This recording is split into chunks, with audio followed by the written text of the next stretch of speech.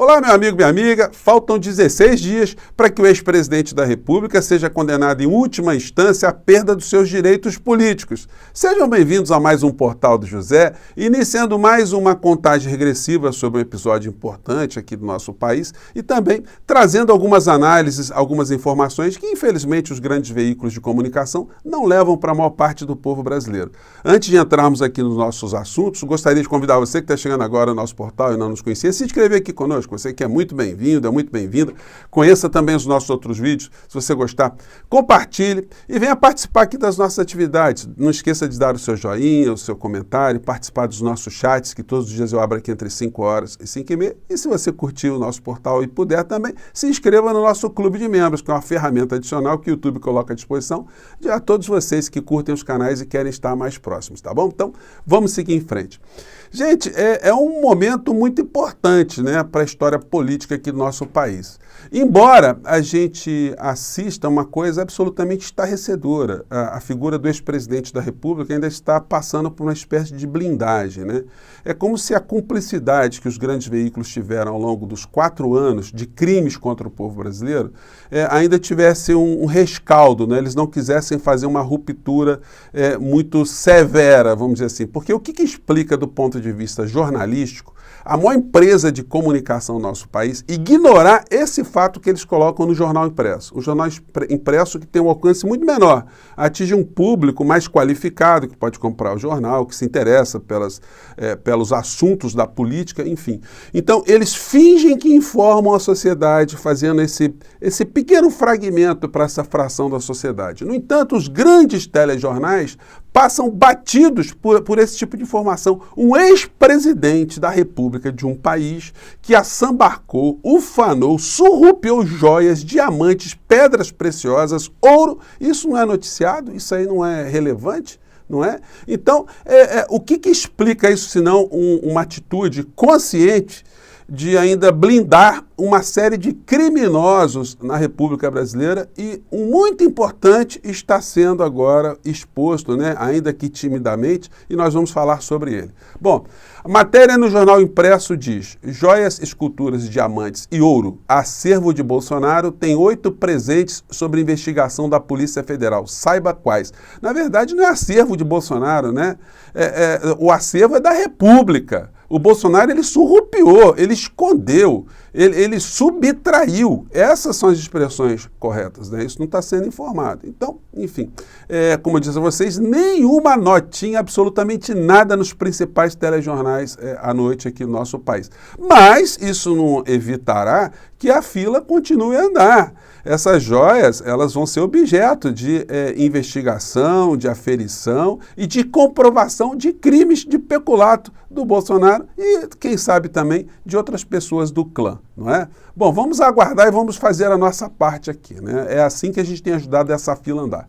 Essa fila aqui da sua condenação.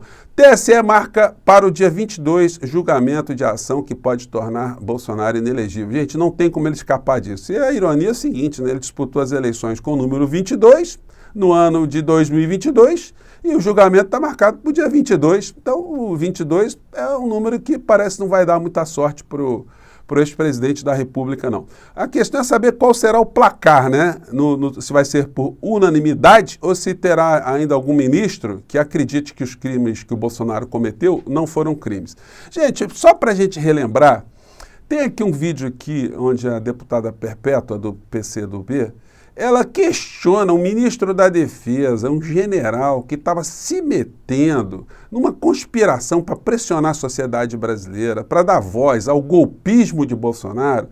E esse episódio aqui foi muito significativo e eu quero relembrar vocês de que essa valorosa deputada, ela levantou umas questões muito pertinentes, né? E aí a gente vai relembrar aqui por que o Bolsonaro vai ser cassado. Vamos ver aqui o que a deputada disse à época. A Defesa disse, olha, sobre urnas eletrônicas, eu quero debater, se preciso for, eu fico o tempo que for necessário. Não, ministro. Eu me recuso a debater esse assunto com o ministro da Defesa. Eu me recuso a debater esse assunto com qualquer um dos comandantes. Porque essa não é a tarefa de vocês. Dos senhores não está na Constituição. A tarefa dos senhores é muito maior. É a nação. É a proteção da nação.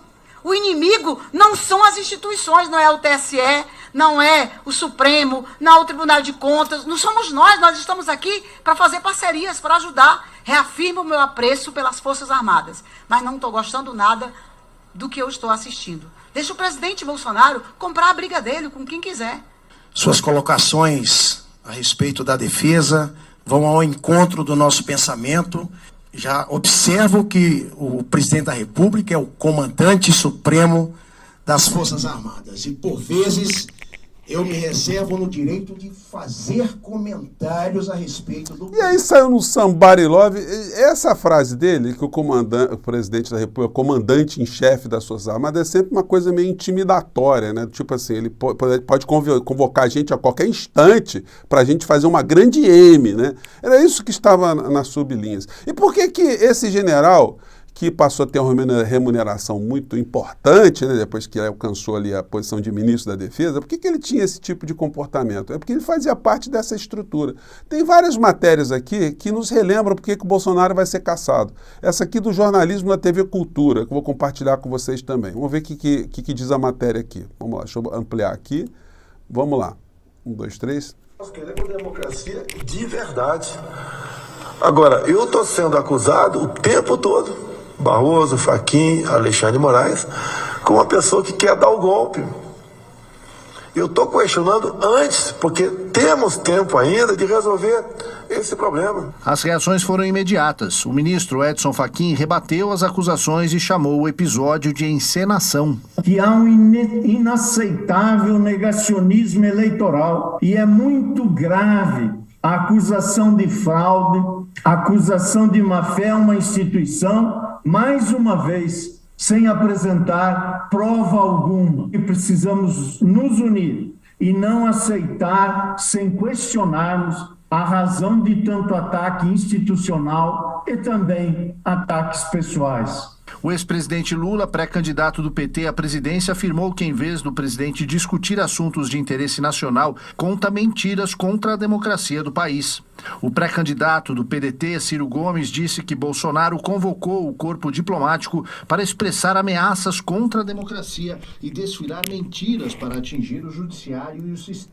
E aí foi, inclusive, o partido de Ciro Gomes que entrou com essa ação, né, por tudo que aconteceu. E agora a gente está vendo essa situação. Aqui é a matéria da agência France Press, né, que fez uma matéria mais sintética também, mas que colocava para o mundo o que estava acontecendo, uma conspiração bandida, né? Bolsonaro tornou as urnas eletrônicas um alvo de ataques devido a uma suposta vulnerabilidade que poderia ser usada contra ele. Em várias oportunidades, o presidente afirmou, sem oferecer provas, que houve fraude nas eleições de 2014 e 2018, quando ainda, segundo Bolsonaro, ele teria vencido no primeiro turno. No Brasil não tem como acompanhar a apuração. Eu não sei o que vem fazer observadores de fora aqui. Vão fazer o quê? Vão observar o quê? Se o sistema é falho, segundo o próprio TSE, é inauditável também, segundo uma auditoria externa pedido por um partido político, no caso o PSDB, em 2014.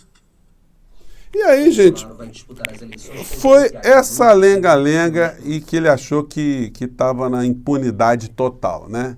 Então agora a fila vai andar e nós vamos assistir de camarote o que está acontecendo.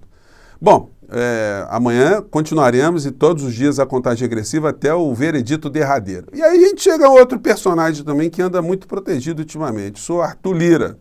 Lira disputará a eleição amparado em decisão provisória que já dura 4 anos. Presidente da Câmara conseguiu em 2018 suspender efeito de condenação e caso está desde 2020 no STJ sem conclusão. Gente, como é que alguém que é condenado por corrupção, desvio de dinheiro público, em segunda instância no estado de Alagoas, consegue disputar as eleições com uma liminar que não foi julgada pelo STJ, está 3 anos lá com o ministro sentado em cima desse processo, sem que a imprensa faça nenhum tipo de barulho, faça nenhum tipo de cobrança. É o sucessor na cadeia sucessória do presidente da República quando ele não está presente. Como é que pode uma situação como essa, isso não ser revelado? E aí é o seguinte, Como é que ele conseguiu uma liminar para disputar as eleições, tendo sido condenado por corrupção no Tribunal de Justiça, em segunda instância, no estado de Alagoas? Porque um desembargador deu uma liminar. O mesmo desembargador que participou da votação, que foi de 4-1, ele foi o voto único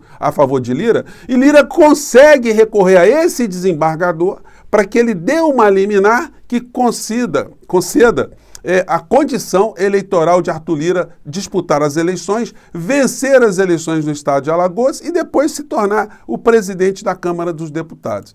Quem é o desembargador? O desembargador também tem umas situações complicadas, Excelência. Desembargador que livrou Lira de virar ficha suja é alvo da Polícia Federal. Magistrado sofreu buscas em investigação sigilosa sobre corrupção no judiciário. Então, esse desembargador, no português claro, está sendo acusado de participar de corrupção, de tramóia, de venda de sentença. E como é que essas situações todas não ganham a grande mídia? Como é que isso não é noticiário? Como é que a gente tem um presidente da Câmara dos Deputados com esse currículo fazendo papel de bom moço, de republicano, fazendo chantagens contra o Poder Executivo, contra o presidente Lula, querendo mais influência, querendo mais dinheiro, querendo mais verba?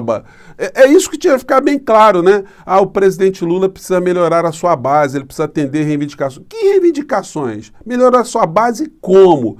Precisa fazer política. Vamos ser claros. Estão querendo o quê? Vocês que foram acusados e condenados por corrupção. Que pensamento republicano é esse que vocês dizem que tem? Por enquanto estamos agindo republicanamente. Então quer dizer que daqui a pouco a bandidagem vai ser escancarada mesmo. A república vai ser deixada de lado e o perfil bandido dos deputados bandidos é que governará as relações políticas aqui no nosso país. Então, gente, está faltando, né, a mídia jogar essas questões que eu jogo aqui para vocês de uma forma para a população entender melhor. Agora, não há interesse, né, de se elevar o nível de consciência política do nosso país, porque quanto mais o povo tiver ódio da política, não entender absolutamente, não entender nada e ficar com raiva, mais os vigaristas, os bandidos e os lacaios vão continuar no poder. Sobretudo quando eles têm o apoio dos grandes veículos de comunicação, como eu sempre saliento aqui vocês, que não informam essas coisas que eu estou simploriamente jogando aqui para o debate no nosso espaço, tá bom? Mas a fila está andando graças a pessoas como você, como todos nós aqui que estamos fazendo essa pressão, tá bom? Vamos continuar em frente. Gente, um grande abraço, mais tarde eu volto. Tchau.